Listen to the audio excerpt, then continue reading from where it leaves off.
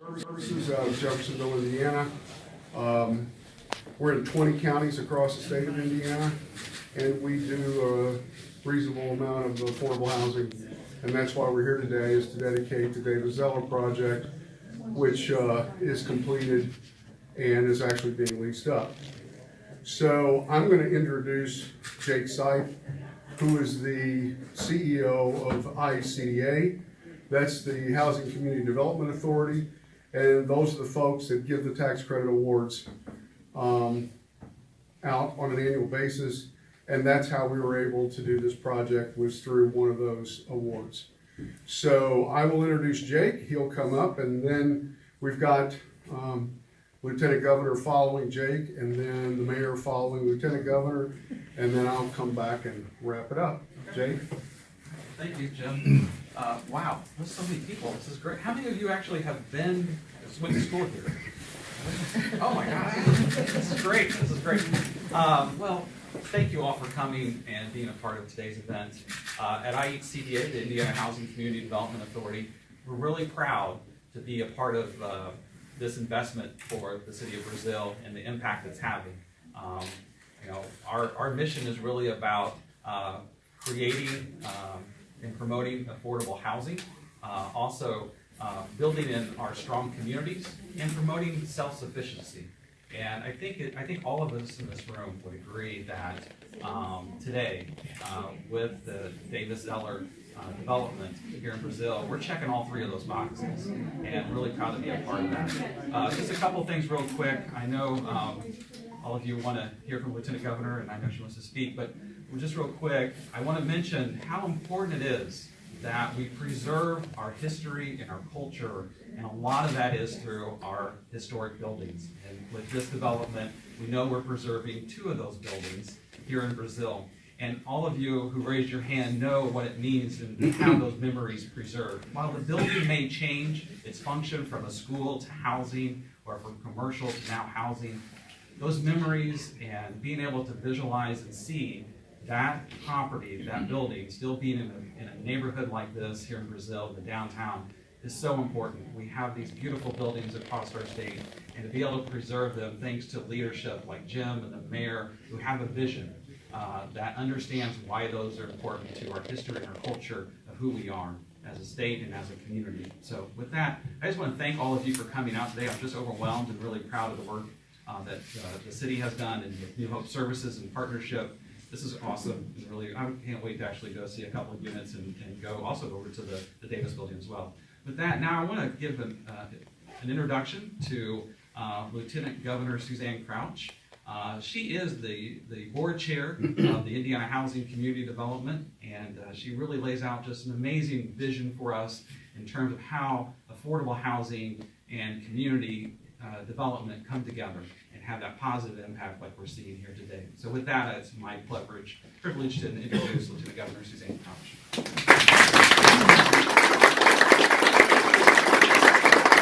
Thank you, Jake. I couldn't help but think as I was traveling to Brazil today, with Thanksgiving being next week, how thankful we are for investments like this. As Jake said, to be able to preserve the history and the culture and the memories, and to be able to pass those on to our children, our grandchildren, and future generations is so much a part of who we are as Hoosiers.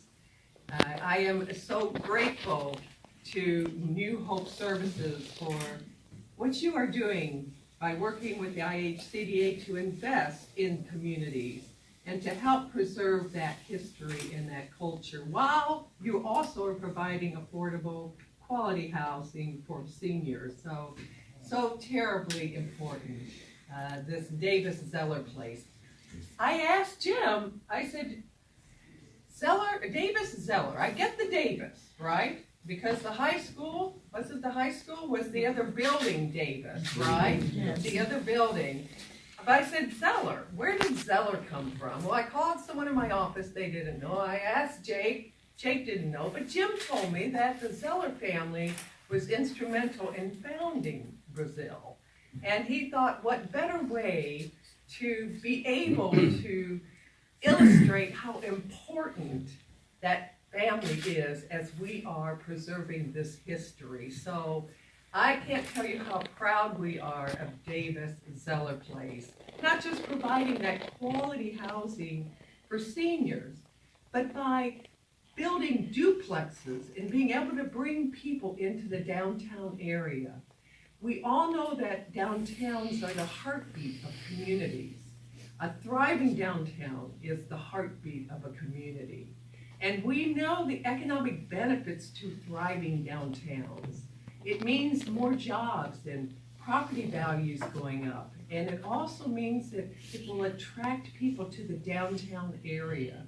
So when you can take old homes or old buildings and preserve them, and then you can remove blighted areas and build new structures, homes on them, then that is what continues to revitalize your downtown and makes it such a thriving community.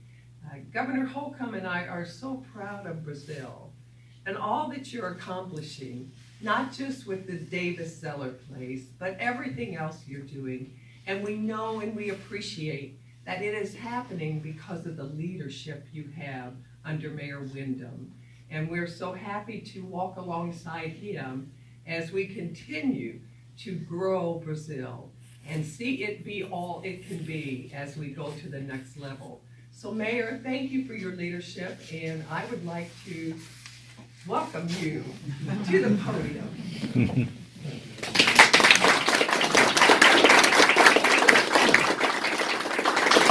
I appreciate everyone coming out today, and I would like to say a special thanks to our Lieutenant Governor. It's a privilege to have you here, and for her to take time out of her day to spend with us this afternoon means a lot, and we thank you.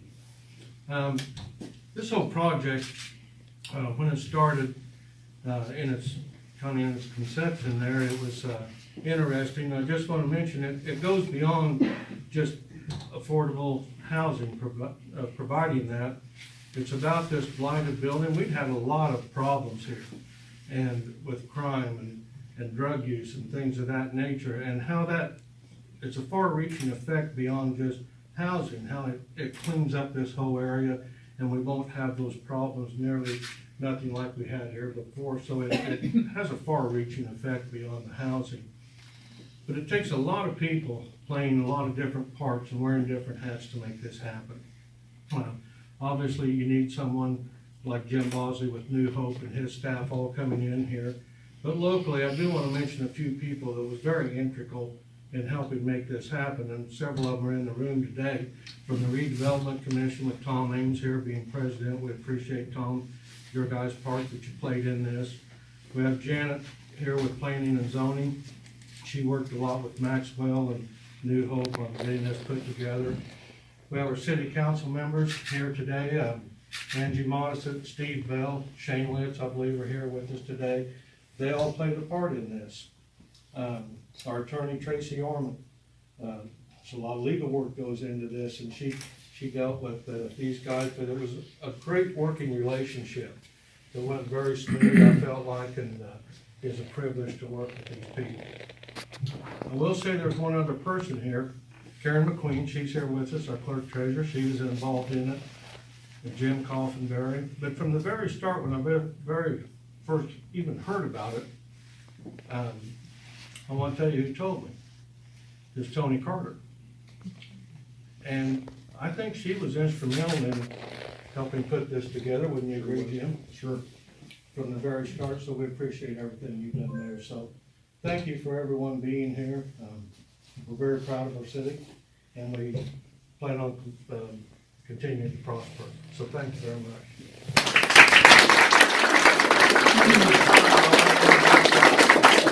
Jim Bosley with New Hope. Thank you, Mayor. The mayor unfortunately took away a lot of my speech there because I just want to point out that 3.5 years ago, I got a phone call from a guy by the name of Jim Coffenberry, who I had developed a friendship with after a project we did up in Clinton with Mayor Guilfoyle up there.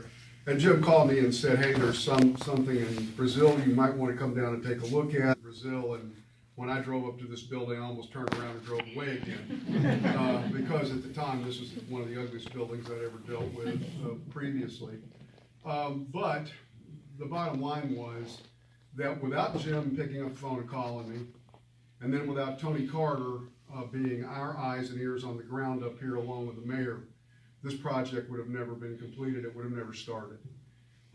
For us to have been able to take this building that you're in today, that was filled up with, you name it, mattresses, clothes, the homeless were living in here, there was a lot of, after we got the purchase agreement on this building, every time we board up another window, then another place would be broken into on this building, to the point that we basically had to have the mayor have police runs on this building constantly.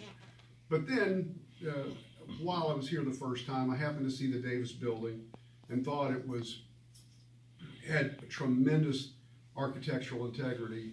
And what was it? It was a thrift store. It was an insult to the building. It was an insult to the architecture.